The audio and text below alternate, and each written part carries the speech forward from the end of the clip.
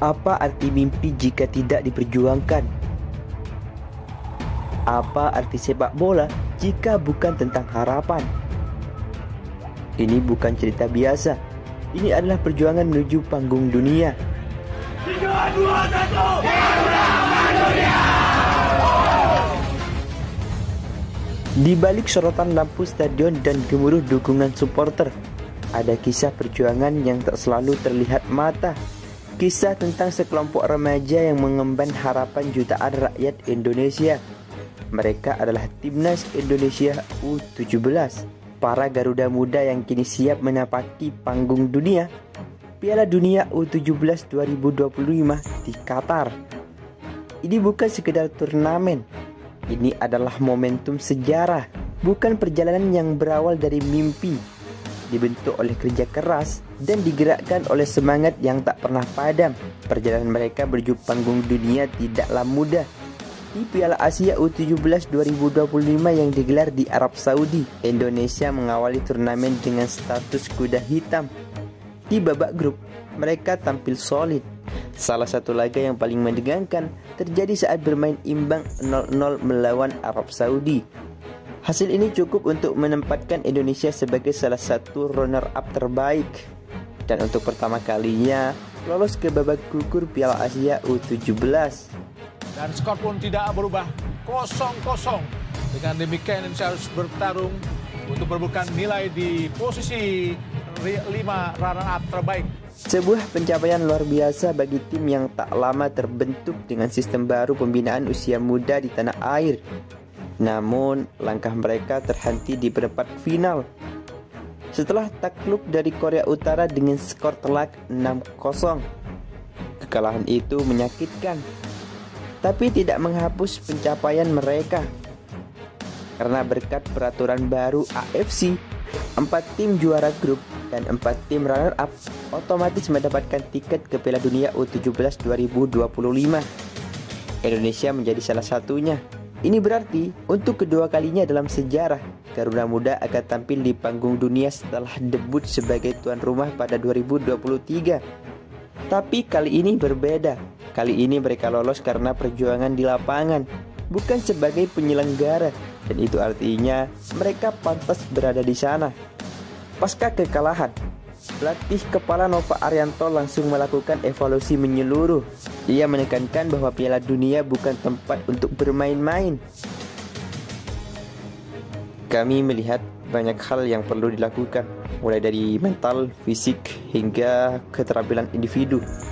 Kami akan menyusun road-up yang jelas untuk mempersiapkan tim menghadapi tantangan di Piala Dunia nanti, ungkap Nova dalam konversi pers pasca laga. Round-up yang dimaksud mencakup uji coba internasional, training camp di luar negeri, serta perekrutan pemain diaspora untuk memperkuat skuad. Karena mereka berpotensi bertemu lawan-lawan berat seperti Inggris, Prancis, Jerman, Brasil, atau Spanyol. Tim-tim yang tidak hanya syarat pengalaman, tapi juga memiliki akademi sepak bola terbaik di dunia.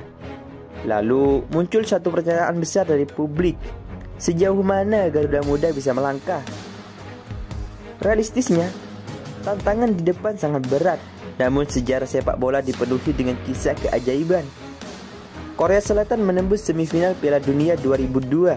Jepang kini jadi kekuatan Asia yang disegani dunia. Bahkan Maroko berhasil mencapai semifinal Piala Dunia Senior 2022. Semua itu bermula dari keberanian mimpi. Dan kini, mimpi itu ada di tangan para pemain muda Indonesia, yang sebagian besar bahkan belum genap 17 tahun.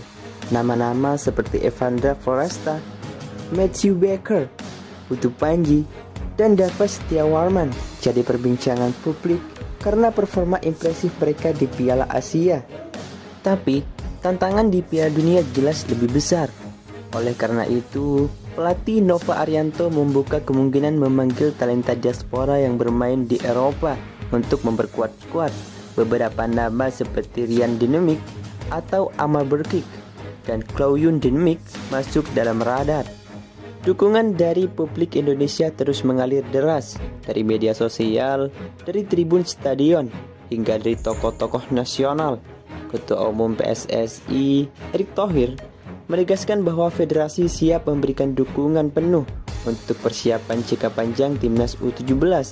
Bahkan, opsi mengirim tim ke Eropa untuk TC selama 1 hingga 2 bulan sebelum turnamen sedang dipertimbangkan karena targetnya bukan hanya berpartisipasi tetapi bersaing.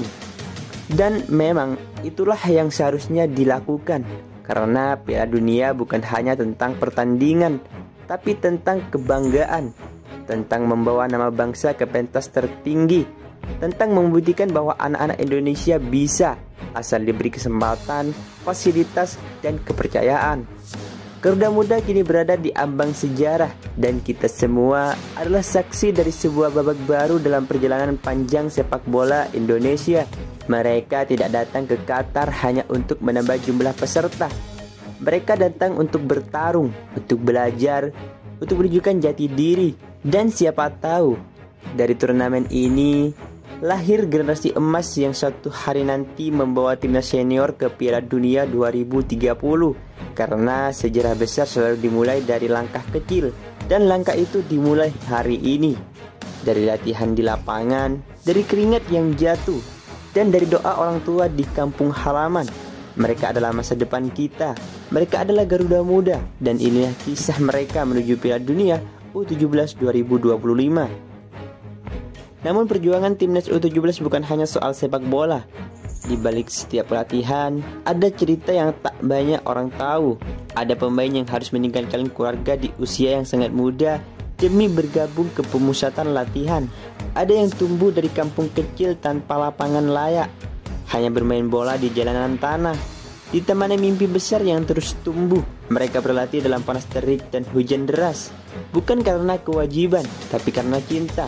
Tapi bagi mereka, mengenakan jersey merah putih adalah kebanggaan tertinggi yang tak ternilai harganya. Setiap malam di penginapan, mereka saling berbagi cerita tentang rindu rumah, tentang harapan orang tua, tentang impian tampil di stadion megah dengan bendera Indonesia berkibar di layar lebar.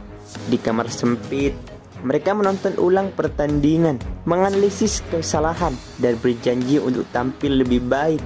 Di momen-momen seperti inilah mental mereka ditempa.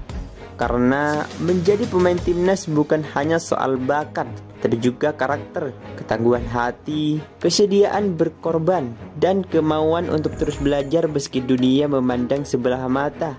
Federasi lewat PSSI mulai menyadari bahwa pembinaan usia muda bukan sekedar proyek jangka pendek. Maka pusat pelatihan terus ditingkatkan dan scouting diperluas di seluruh pelosok negeri. Tidak ada lagi anak berbakat yang tinggal hanya karena lahir di tempat yang jauh. Semua diberi kesempatan yang sama karena talenta Indonesia tersebar di mana-mana.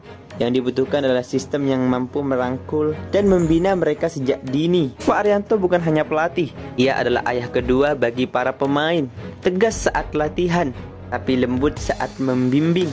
Ia paham tekanan yang mereka hadapi, ekspektasi publik, sorotan media, dan beban membela negara di usia muda bisa sangat berat. Maka ia membekali mereka bukan hanya dengan taktik, tapi juga dengan nilai tentang bagaimana menjaga disiplin, respon kekalahan, dan tetap rendah hati di tengah pujian. Pada akhirnya, apa yang mereka pelajari hari ini akan membentuk siapa mereka sebagai pribadi di masa depan. Di sisi lain, publik Indonesia juga belajar untuk tidak hanya menuntut kemenangan, tapi juga menghargai proses. Belajar bahwa perkembangan sepak bola tidak terjadi dalam semalam, tetapi melalui kerja panjang lintas generasi. Kita semua memiliki peran, bukan hanya federasi atau pelatih, tapi juga kita, para supporter. Dengan terus mendukung, mendoakan, dan memberikan semangat tanpa henti, kita menjadi bagian dari perjuangan ini. Karena sepak bola bukan hanya milik mereka yang di lapangan, tapi milik seluruh bangsa. Momen Piala Dunia 2025 nanti di Qatar akan menjadi ujian sesungguhnya. Tapi di balik itu semua, ada kesempatan emas. Kesempatan untuk memperlihatkan pada dunia bahwa Indonesia bukan hanya negara yang mencintai sepak bola, tapi juga mampu bersaing. Bahkan dari negeri tropis di Asia Tenggara ini. bisa lahir pemain-pemain yang suatu hari akan menggetarkan panggung Eropa dan dunia. Dan bukan tidak mungkin, dari Piala Dunia ini akan lahir satu nama yang kelak menginspirasi jutaan anak di Indonesia. Seperti Eki Maulana Fikri dulu menginspirasi generasi muda, seperti Ronaldo dan Messi dulu menginspirasi dunia. Siapa tahu, salah satu dari anak-anak ini kelak mencetak gol penentu di final. Semua bisa terjadi jika kita percaya dan memberi ruang bagi mimpi itu tumbuh. Karena sejatinya Piala Dunia bukan hanya tentang piala, tapi tentang warisan, tentang cerita yang akan dikenang puluhan tahun ke depan.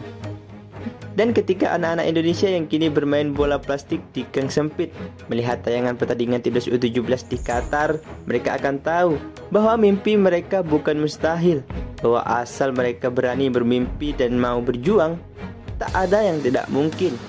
Dan ketika peluit akhir berbunyi nanti, apapun hasilnya, Garuda Muda telah menang. Menang atas rasa takut, menang atas keraguan. Mereka telah menulis babak baru dalam sejarah bangsa. Dan kita semua, para pendukung, pelatih, keluarga, dan masyarakat Indonesia adalah saksi dari lahirnya generasi emas yang akan datang. Mereka bukan hanya sekedar pemain sepak bola, mereka adalah wajah masa depan bangsa. Mereka adalah simbol harapan, simbol perubahan, simbol perjuangan yang tak pernah menyerah. Mereka adalah Garuda Muda. Dan inilah langkah mereka menuju takdir yang lebih besar, mengukir nama Indonesia dalam sejarah sepak bola dunia.